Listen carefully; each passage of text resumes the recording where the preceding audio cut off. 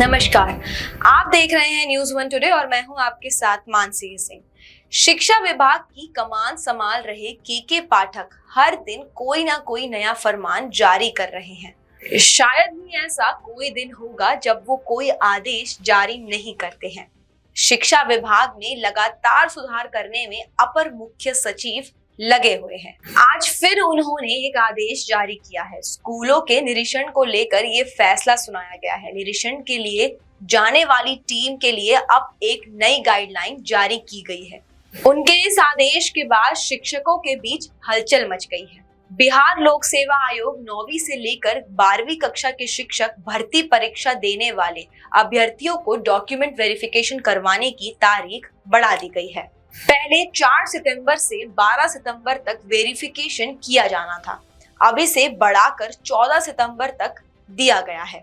BPSC के अनुसार जिन अभ्यर्थियों का सत्यापन किसी कारणवश 12 सितंबर तक नहीं हो पाया, वैसे अभ्यर्थी 13 और 14 सितंबर तक स्वयं उपस्थित होकर मूल प्रमाण पत्र से सत्यापन कराना सुनिश्चित करेंगे। बीपीएससी ने नोटिस जारी कर इसकी जानकारी दी। आयोग के अनुसार विद्यालय अध्यापक नियुक्ति प्रतियोगिता परीक्षा के 9वीं, 10वीं, 11वीं और 12वीं कक्षा के लिए अध्यापक नियुक्ति प्रतियोगिता परीक्षा में शामिल अभ्यर्थियों द्वारा ऑनलाइन आवेदन करते समय अपलोड किए गए डॉक्यूमेंट का सत्यापन उसके मूल प्रमाण पत्र के साथ 13 सितंबर से 14 सितंबर तक जिला स्तर पर किया जाना है।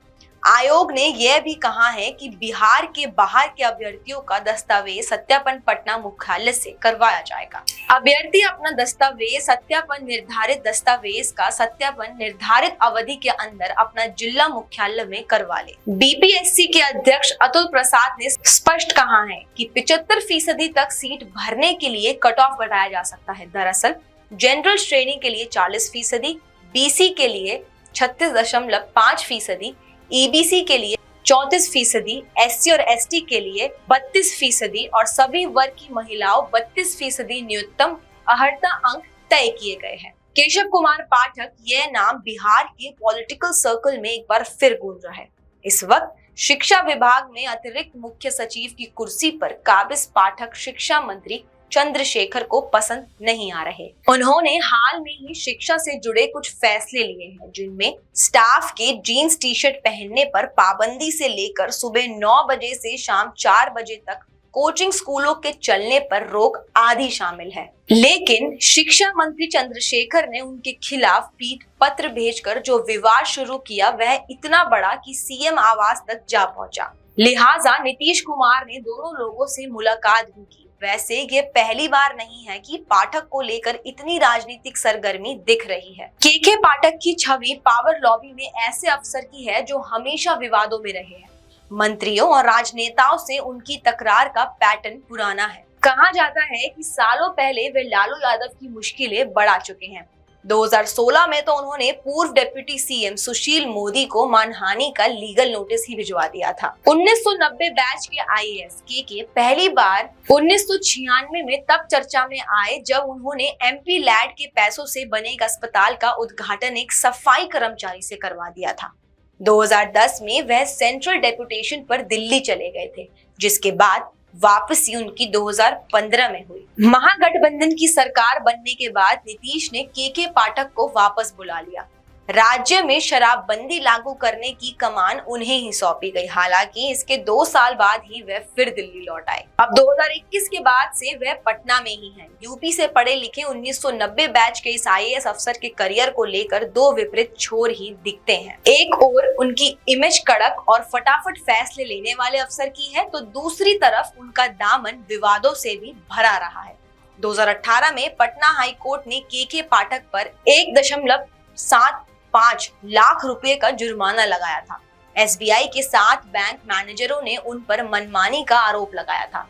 स्टैंप ड्यूटी देर से जमा करने से जुड़े इस मामले में कोर्ट ने आरोप सही पाए थे। पटना हाई कोर्ट ने हाजिरी न लगाने को लेकर वारंट से लेकर विभागीय बैठक में अपशब्दों के कथित इस्तेमाल तक उनके खिलाफ आरोपों की लंबी फहरिस्त है। हालांकि उनके पक्ष में कहा जाता है कि वे स्कूली शिक्षा को पटरी पर लाने का काम कर रहे हैं। जो भी हो, मंत्री और अफसर के इस विवाद के खुद महागठबंधन के नेता भी कूद गए हैं। बीते दिनों आरजेडी एमएलसी सुनील कुमार सिंह और नीतीश कुमार में मंत्री अशोक चौधरी के बीच जुबानी जंग भी देखने को मिली थी।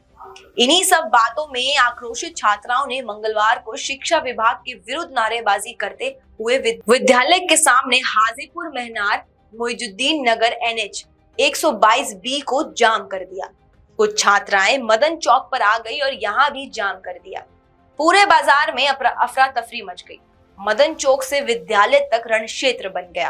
आक्रोशित छात्राओं का कहना था कि विद्यालय में बैठने की जगह नहीं है, तो सरकार को चाहिए कि पहले वे विद्यालय में बैठने का ऐप पर पढ़े, बाद में इस प्रकार के आदेशों को निकाले। छात्राओं ने सरकार के 75% उपस्थित को अनिवार्य बनाने को लेकर भारी आक्रोश नजर आया। छात्रों ने कहा कि वे दूर दराज से स्कूल पहुंचती हैं, लेकिन यहाँ बैठने की जगह नहीं मिल पाती है, पढ़ाई भी नहीं होती और परेशान भी होना पड़ता है। सड़क जाम की सूचना पर महनार के सीओ रमेश प्रसाद सिंह, महनार थाना के AAS पूनम कुमारी मौके पर पहुंची और छात्राओं को समझाने बुझाने का प्रयास किया। सूचना पर प्रखंड शिक्षा पदाधिकारी अहिल्या कुमारी भी मौके पर पहुंची।